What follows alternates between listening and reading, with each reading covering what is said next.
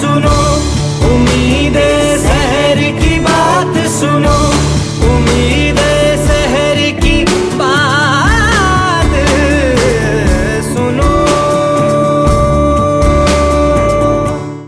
ناظرین، ہم نے سنا تو ہے کہ دودھ ایک مکمل غذا ہے، لیکن جو یہ معاشرہ ترقی کرتا گیا، آگے بڑھتا گیا، تو اس کے اندر جو آگے بڑھنے کی یا دولت کے کو اکٹھا کرنے کی جو جستجو تھی، اس نے ہماری جو قدرتی غذائیں تھیں ان کو بھی آلودہ کر دیا۔ یہ جو بھینسیں نظر آ رہی ہیں، ان سے حاصل ہونے والا دودھ کسی دور میں اکثر جو مرض ہیں معدے سے ریلیٹڈ اور ان کے لیے دوا کے طور پہ بھی استعمال ہوتا تھا، اور اس کے ساتھ ساتھ دودھ جو ہے وہ مکمل غذا ہی تصور کیا جاتا تھا۔ لیکن آج جو ہمیں دودھ حاصل ہوتا ہے، وہ جو کمپنیاں دودھ بیچنے والی ہیں وہ بھی کہتی ہیں کہ یہ جو کھلا دودھ ہے یہ نقصان دہ ہے۔ آخر کیوں ہم نے اس کو آلودہ کر دیا؟ یہ سوچنے والی بات ہے۔ ان سے حاصل ہونے والا جو خالص دودھ تھا، ہم نے اس سے زیادہ اس کو منافع بخش یا پیسے حاصل کرنے کے لیے ہم نے اس کو اپنے ہاتھوں آلودہ کر دیا، لوگوں کی صحت کے ساتھ ہم نے کھیلنا شروع کر دیا۔ تو ہمیں یہ سوچنا ہوگا کہ ہم کیوں خود اپنے ہاتھوں ایسا سامان پیدا کر رہے ہیں کہ جس سے عام لوگوں کو نقصان پہنچے، اور ہمیں زیادہ سے زیادہ دولت، اور اس سے جو بھی ہم دولت حاصل کرتے ہیں وہ یقیناً ڈاکٹروں کی نظر ہو جاتی ہے، ڈاکٹروں کی باری فیسوں کی نظر ہو جاتی ہے، یا ادویات کی نظر ہو جاتی ہے۔ تو آج ہم یہی جانیں گے اس پروگرام میں کہ دودھ جو کہ ایک مکمل غذا تھا، اس کو کس طریقے سے آلودہ کیا گیا، اس میں ملاوٹ کی گئی، جبکہ قرآنی احکامات جو ہیں ملاوٹ کے حوالے سے بالکل سامنے ہیں۔ ہم یہاں پہ دیکھیں گے، ہم ایک جگہ جس جگہ موجود ہیں یہاں ہم یہ بھی دیکھیں گے کہ دودھ جو خالص دودھ ہے اس کو کس طریقے سے نکال رہے ہیں، یہ بھی ہم، اور ان سے یہ بھی جانیں گے کہ پھر مختلف ڈاکٹر صاحبان سے بھی ہم پوچھیں گے کہ دودھ میں جو ملاوٹ کی جاتی ہے اس سے کون سی بیماریاں پھیل سکتی ہیں۔ ناظرین، اس وقت ہم جہاں پہ موجود ہیں، ہمارے ساتھ کلر سیداں کی تاریخ کے حوالے سے ایک بڑا نام ہے، ماسٹر کرامت صاحب ہمارے ساتھ موجود ہیں۔ ہم ان سے جانتے ہیں کہ یہ جو دودھ کی، سب سے پہلے دودھ کی افادیت اور اہمیت کیا ہے، یہ ان کی زبانی جانتے ہیں۔ میرے ہاتھ دے دو یا بسم اللہ الرحمن الرحیم۔ دودھ، اللہ تعالیٰ نے جتنی بھی نعمتیں دنیا میں پیدا کی ہیں، دودھ ان نعمتوں میں سے ایک ایسی نعمت ہے جس کا بدل ممکن نہیں، یعنی قدرت کی ہر نعمت کا بدل ممکن نہیں، لیکن دودھ کا جو بدل ہے وہ ممکن نہیں۔ اس پر سب سے پہلی ریسرچ ابو علی سینا نے کی تھی، اور ابو علی سینا نے اس میں اتنی جزویات دریافت کی تھی جو آج تک اور کوئی سائنسدان، طبی سائنسدان جو ہے وہ اس پر اتنی مکمل اور جامع تحقیق نہیں کر سکا۔ لیکن یہ ہماری بدقسمتی ہے کہ اس موجودہ دور میں جب اپنے بچپن کے دور کو دیکھتا ہوں تو وہ ہماری جو مائیں اور دادیاں اور نانیاں ہوتی تھیں، وہ اس دودھ کو حاصل کرنے کے لیے پتہ نہیں وہ کیا پاپڑ بیٹتی تھیں، یعنی وہ خوراک سے لے کر جانوروں کی صفائی ستھرائی اور دودھ نکالتے وقت جو وہ عمل کرتی تھیں، یعنی وہ جانور کی جو دودھ نکالنے والے وہ تھان ہوتے تھے گائیوں کے یا بھینسوں کے، ان کو اتنا صاف کرتی تھیں کہ آج کا انسان سوچ بھی نہیں سکتا۔ اور میرے خیال ہے آج کے جو ہماری مائیں بہنیں ہیں ان کو تو تصور ہی نہیں ہے کہ یہ اس دودھ کو نکالتے وقت ہم کو کیا کیا احتیاط کرنی چاہیے۔ اور وہ دودھ جو ہوتا تھا وہ اتنا خالص دودھ ہوتا تھا کہ اس میں کوئی ملاوٹ، کوئی جراثیم یا کوئی ایسی چیز نہیں ہوتی تھی جو انسان کے لیے اس کی صحت کے لیے مضر ہو۔ اور اس وقت دودھ کا ایک ہی تصور تھا کہ یہ इंसान को ज़िंदगी अता करता है, ज़िंदगी देता है, सेहत देता है, और छोटे बच्चों से लेकर बूढ़े लोगों तक, और बेशुमार मैं मेरे अपने बचपन में, जवानी में और इस उम्र में भी ऐसी बीमारियां हैं जो हमने अपने बुज़ुर्गों से सुनी हुई थी कि इन बीमारियों में दूध आप इस्तेमाल करते हैं। मसलन आप ये देख लें कि इस वक्त एक इंसानी अलमिया है कि 100 में से मेरे ख्याल है 80% लोग ऐसे हैं कि जो मैदे के मरीज़ हैं, और आप दुनिया के सारे इलाज इकट्ठे कर लें, उसके मुकाबले में दूध का इस्तेमाल जो है वो सबसे ज़्यादा अहमियत रखता है। आखिर कब ऐसा वक्त आया कि ये जो आप ज़ाहिर कलर साइदा के हवाले से जानते हैं कि जब इसमें दूध में मिलावट का अमल शुरू हो गया, तो वो कौन सा दौर था जब आपने देखा कि मिलावट से पाक था दूध यहाँ पे कलर साइदा के अंदर? 1960 से पहले बहुत कम, यानी 1960 तक बहुत कम मिलावट दूध में होती थी। यहाँ आपने उस पुराने कलर को देखा नहीं, सुना ज़रूर होगा। तो यहाँ पर जो चंद एक होटल थे, उन पर जो दूध आता था वो इतना साफ़ सुथरा और ख़ालिस होता था कि उसका मिलावट में कुछ शाइबा तक नहीं होता था। 60 के बाद ये अमल एक दिन में नहीं हो गया कि एक दिन में ही मिलावट शुरू होगी और दूध जो है वो खालस की बजाय नखालस शुरू हो गया। नहीं, ये आहिस्ता आहिस्ता बतदरीज 60 के बाद ये अमल जो है आहिस्ता आहिस्ता आहिस्ता शुरू होता गया, और 80 के बाद कुछ इसमें और थोड़ी सी यानी ज़्यादती होगी, और 90 के बाद तो मेरा ख्याल है अब तो खालस का नाम ही रह गया है, वरना खालस दूध आपको नहीं मिलता।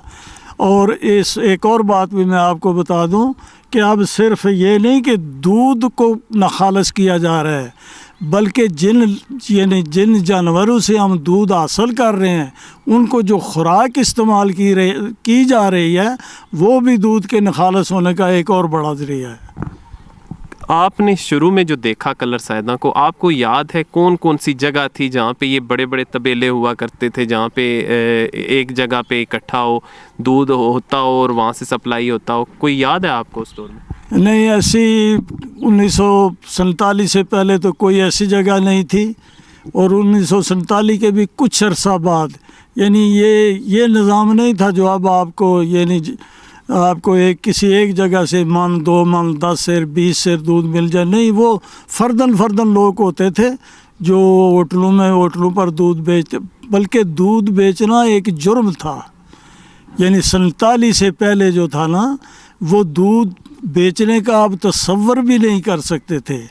आपको गांव में अगर किसी को दूध ज़रूरत है, एक दिन नहीं कई दिन तक, मसलन शादियां होती थी, कोई जनाजे हो जाते थे, कोई और मर जाता था, तो उस वक्त जो गांव के लोग होते थे ना, वो भाईचारे के तौर पर, रिश्ते बरादरी के तौर पर, यानी जिस तरह बाकी सारी चीज़ों की इमदाद करते थे, दूध की इमदाद भी उसी तरह करते थे, लेकिन दूध बेच कर नहीं, तोहफ़तन यानी एज़ ए इमदाद। और वो जो दूध होता था ना, वो दूध होता था। अब तो मुझे कई दफ़ा हंसी आती है कि वो एक है तो लतीफ़ा ही कि किसी ने पूछा कि तुम दूध में पानी मिलाते हो, उसने कहा नहीं जी, मैं दूध में मैंने कभी पानी नहीं मिलाया, आप कसम ले लें मुझसे, मैं तो पानी में दूध मिलाता हूँ। अब तो ये हो गया है, और ये तकरीबन 80 के बाद ये इसमें काफ़ी यानी काफ़ी सारी ये ज़्यादती शुरू हो गई थी, और 90 के बाद तो अब खालिस का नाम ही एक यानी हमारे लिए एक यानी हम उसको तरस गए हैं कि खालिस चीज़ जो हमें मिले, और ख़ास कर दूध खालिस मिले। आपने कई नस्लों को पढ़ाया, और हमारे पास कुरान पाक के खुले अहकामात मौजूद हैं मिलावट के हवाले से, तो क्या वजह है, लोग क्यों इतने ज़्यादा यानी इसके मिलावट और ये पैसे के असूल के लिए लोग इस तरफ लग पड़े हैं कि उनको वो सारे अहकामात जो हैं उनको वो नज़रअंदाज कर देते हैं? ऐसी क्या वजूहात हैं? इसका जवाब देना तो मेरे लिए काफ़ी मुश्किल है, आपके लिए भी मुश्किल होगा, बल्कि हर इंसान के लिए मुश्किल है। दरअसल हमारा कुछ रवैया ऐसा बन गया है, اور خصوصی طور پر پاکستان میں آپ یعنی پوری دنیا کے ملکوں کا اگر جائزہ لیں تو اس کے مقابلے میں اگر پاکستان کا جائزہ لیں تو یہاں ہر آدمی کا مزاج بن گیا ہے کہ میں اگر یہ کام 2 نمبر نہیں کروں گا تو میرا نام نہیں ہوگا یا میری آمدن نہیں ہوگی یا مجھے پیسے نہیں ملیں گے. یہ کہ ہمارے اندر ایک ایسا یعنی کلچر سما گیا ہے جس کو یعنی اس کو دور کرنے میں یہ علماء کرام، اساتذہ کرام اور وہ لوگ جو قوم کے ساتھ درد رکھتے ہیں وہ اگر اس پر محنت کریں اور خلوص دل سے محنت کریں تو دور ہو سکتا ہے. یہ کوئی مسئلہ نہیں. آپ اندازہ لگا لیں کہ یہ کوئی مثال نہیں ہے، لیکن ہمیں ان بزرگوں سے جو کچھ ہمیں سبق ملتا ہے وہ ہمارے لیے یعنی ایک رہنما اصول ہوتے ہیں. آپ رسالت مآب کی زندگی کا اندازہ لگائیں کہ جس معاشرے میں وہ آئے تھے، یہ ہمارا معاشرہ بگڑا ہوا ہے لیکن یہ تو ہم سوچ بھی نہیں سکتے کہ اس معاشرے جیسے ہوں. تو جس معاشرے میں آپ آئے تھے تو آپ نے، اور سب سے بڑی چیز جو میں اس کے جواب میں آپ کو ایک بتانا چاہتا ہوں کہ جب تک ہم عملی نمونہ نہیں دیں گے، یعنی باتوں سے نہیں، ہم خود ہر ایک بندہ ہم جب تک عملی نمونہ نہیں دیں گے دوسرے سیکھیں گے نہیں. وہ حضرت علی کرم اللہ وجہ کے متعلق ایک بات بڑی مشہور ہے، کتابوں میں بھی میں نے پڑھی ہے کہ ایک صحابی آپ کے پاس آیا، اس نے کہا مولا میں فلاں علاقے یا فلاں جگہ پر تبلیغ کے لیے جانا چاہتا ہوں. آپ خاموش رہے، اسے کوئی جواب نہیں دیا. دوسرے دن پھر وہ آیا، آپ پھر خاموش رہے. جب تیسری بار وہ آ کر اس نے کہا تو آپ نے کہا ہاں ٹھیک ہے تم جاؤ وہاں، لیکن تم زبان سے کچھ نہیں کہو گے. تو اس کا لب لباب یہ تھا کہ تم اپنا عمل پیش کرو گے. اور اب میں بھی اسی پروفیشن سے تعلق رکھتا ہوں، ٹیچر ہوں، لیکن میں اپنے ٹیچروں کا اور آج کے ٹیچروں کا جو اندازہ اگر لگاؤں تو وہ یعنی ایک زمین آسمان کا فرق ہے. اب ہم یعنی مکھی پر مکھی مار رہے ہیں، پڑھا رہے ہیں، پڑھاتے تو ہیں لیکن تربیت نہیں کرتے. تو وہ ہمارے جو اساتذہ تھے نا وہ پڑھانے کے ساتھ تربیت کرتے تھے. اسی طرح ہمارے علماء کرام ہیں، ان میں تقریریں تو وہ بہت کرتے ہیں لیکن عمل کوئی نہیں ہے. اور یہ ایک قدرت کا اصول ہے اور یہ دنیا کا بھی ایک قاعدہ اور اصول ہے کہ آپ اگر کوئی منہ سے بات کہیں گے لیکن خود پر اس پر عمل نہیں کریں گے تو وہ بات آپ کی جو ہے وہ مؤثر نہیں ہوگی، وہ اس کا کوئی اثر نہیں ہوگا اور اگلے کو کوئی فائدہ نہیں پہنچے گا. یہاں پہ ماسٹر کرامت صاحب نے بہت بڑی بات کی کہ جب بھی کوئی عمل سے خالی بات کی جاتی ہے، ہم خود اس کا عملی نمونہ نہیں بنتے تو وہ بات جو ہے وہ بات تو ہم کر دیتے ہیں لیکن وہ اس کا اثر نہیں ہوتا. تو اثر تب ہی ہوتا ہے جب خود ہم اس پہ عمل کرتے ہیں. ناظرین ابھی یہاں پہ یہ ایک بچی ہے، یہ پانی پلا رہے ہیں. تو ان سے جانتے ہیں کہ یہ آیا جب بھی یہ دودھ نکالنے لگتے ہیں تو اس سے پہلے پانی پلاتے ہیں یا اس کا کیا اثر ہوتا ہے؟ دودھ سے پہلے پانی پلاتے ہیں. دودھ سے پہلے پانی پلائیں گے تو کیا ہوگا؟ اس سے دودھ زیادہ آتا ہے یا کیا؟ ان کی قوت پوری ہوگی، دودھ میں برابر کی فیلڈ آئے گی. اچھا، یعنی قوت ان کی پوری ہوگی تو زیادہ وہ دودھ زیادہ جو ہے وہ نکال سکیں گے آپ. جی جی جی صحیح ہے. تو یہ ابھی یہ جو بھینسیں ہیں ان کا دودھ نکال چکے ہیں؟ نہیں جی ابھی نہیں. کتنا یہاں پہ دودھ کتنا نکال لیتے ہیں آپ؟ ٹوٹل کتنا دودھ بن جاتا ہے اس تبیلے میں؟ 300 کلو گرام. 300 kilo gram. تو اس میں کبھی ملاوٹ بھی کی ہے یا کوئی؟ نہیں کی، سوری. کسی قسم کی کوئی ملاوٹ نہیں ہوتی، جیسے نکلتا ہے ویسے اسی طریقے سے؟ جی اسی طریقے سے عوام کو دیا جاتا ہے، صاف دودھ، خالص دودھ. تو کبھی سوچا نہیں کہ اس میں تھوڑا سا ہم پانی ڈالیں اور یہ بڑھ جائے گا اور وہ مالکوں کو کون سا پتہ چلے گا؟ نہیں، کبھی نہیں سوچا یہ ہم نے. تو یہ ساتھ ہی یہ یہاں پہ جو نکال رہے ہیں یہ ساتھ ہی آگے جا رہا ہے، سپلائی کر رہے ہیں، یا اس کو پہلے ایک جگہ پہ اکٹھا کیا جائے گا سارا اور اس کے بعد دیا جائے گا؟ جی ایک جگہ پہ اکٹھا کیا جائے گا اور بعد میں سبھی کو دیا جائے گا. تو اس کی ٹوٹل انکم کتنی کچھ ہو جاتی ہے یہ جو دودھ 300 کلو اور یہ سارا نکلتا ہے؟ تو اور یہ نہیں پتا. چلیں ٹھیک ہے، ہم وہ وہاں پہ دودھ نکال رہے ہیں ایک بھینس کا، ہم ادھر چلتے ہیں اور دیکھتے ہیں کہ नाजरीन यहाँ पे ये दूध निकालने लगे हैं भैंस के। मैं यहाँ पे इनके पास बैठता हूँ, साथ साथ हम बात करते हैं। अच्छा, ये ਦੁੱਧ ਜਦੋਂ ਇਸ ਦਾ ਕੱਢਦੇ ਹੋ ਤੇ ਇਸ ਤੋਂ ਪਹਿਲੇ ਯਾਨੀ ਇਸ ਨੂੰ ਸਾਰੇ ਨੂੰ ਸਾਫ਼ ਕਰਦੇ ਹੋ ਜਾਂ ਕਿਸ ਤਰੀਕੇ ਨਾਲ? जी सारा साफ़ करने हैं। पहले पानी मारते हैं, फिर साफ़ करते हैं, साफ़ करके दूध कटते हैं। ਇਹ ਜਿਹੜੀ ਇਸ ਦੇ ਨਾਲ ਇਰਦ ਗਿਰਦ ਲੱਗੀ ਗੰਦਗੀ ਹੈ ਇਹ ਤੇ ਨਹੀਂ ਇਸ ਦੇ ਵਿੱਚ ਜਾਂਦੀ ਦੁੱਧ ਵਿੱਚ? जी जी इर्द गिर्द गंदगी है, जाने वाली गंदगी असी साफ़ कर लेते हैं। हाँ ਤੇ ਇਸ ਦਾ ਕਿੰਨਾ ਕੁਝ ਦੁੱਧ ਹੋ ਜਾਂਦਾ ਹੈ ਜਿਹੜਾ ਸ਼ਾਮ ਦੇ ਟਾਈਮ ਇੱਕ ਭੈਂਸ ਦਾ? ਇਹਦਾ ਇੱਕ ਭੈਂਸ ਦਾ ਤਕਰੀਬਨ 5 ਕਿਲੋ ਹੋਤਾ ਹੈ। 5 ਕਿਲੋ? हाँ जी 5 किलो। ਤੇ ਇਹ ਜਿਹੜਾ ਤੁਸੀਂ ਕੱਢ ਰਹੇ ਹੋ ਇਸ ਯਾਨੀ ਜਿਹੜੀ ਭੈਂਸ ਹੈ ਇਹ ਅੱਗੇ ਪਿੱਛੇ ਯਾਨੀ ਮਾਰਦੀ ਤੇ ਨਹੀਂ ਜਾਂ ਇਸ ਤਰ੍ਹਾਂ? नहीं मार, बिल्कुल मरदी भी नहीं, बिल्कुल हल्दी भी नहीं, ਅੱਗੇ ਪਿੱਛੇ ਨਹੀਂ ਹੁੰਦੀ। ਤੇ ਇਹਨਾਂ ਚੋਂ ਤੁਸੀਂ ਦੁੱਧ ਕੱਢ ਕੇ ਇੱਕ ਜਗ੍ਹਾ ਇਕੱਠਾ ਕਰਦੇ ਹੋ ਸਾਰਾ? जी बिल्कुल एक जगह ਤੇ ਇਕੱਠਾ ਕਰ ਦੇਣੇ हैं, एक जगह पे इकट्ठा कर देने हैं। नाजरीन यहाँ पे ये दूध इसका निकाल रहे हैं भैंस का, और बिल्कुल खालस हालत में, जो शायद कि हमने खालस दूध का नाम ही सुना होगा। अक्सर जो मैसर आता है उसमें तो दूध कम ही होता है, ज़्यादातर पानी होता है, लेकिन हम दिखा रहे हैं शायद आप लोगों को देखने की हद तक तो ये मैसर आ जाए खालस दूध। तो वो किस तरीके से निकाला जा रहा है वो सारा प्रोसेस भी दिखा रहे हैं आपको। ये देखो, ये दिखा रहे हैं जी, ये बिल्कुल खालस दूध। और नाजरीन ये देखें इसके ऊपर किस तरीके से, ये इसके ऊपर क्या चीज़ है? मक्खन बना हुआ है। मक्खन। तो आप में से कितने लोग हैं वो जिन्होंने इस किस्म का दूध जिनको मैसर आया होगा, जिसके ऊपर अभी अभी इन्होंने निकाला है तो इतना ज़्यादा मक्खन मौजूद है, जबकि जो हमें दस्तयाब होता है उसमें कभी भी ऐसा इस किस्म का दूध दस्तयाब नहीं होता। उसमें दूध का तो सिर्फ नाम ही होता है, ज़्यादातर पानी ही होता है। तो ये जब भी दूध निकालते हैं जिससे इतना ही मक्खन होता है? जी बिल्कुल इतना ही मक्खन होता है। जब अब भी साफ़ है दूध, लेकिन फिर भी इसको छानना लगाएंगे, मज़ीद इन्हों साफ़ करेंगे, ये इतना होता मक्खन आ जाता छानने से। और मक्खन तुसी ला लेंदे हो अपने को रख लेंदे? नहीं विच ही जांदा है? विच जाता है, असी ला नहीं लिया कभी। ते बस इसका इतना ही दुध है? हाँ जी। तुसी आदे सो 5 किलो दुध आ? अगे मझ चोई गई है।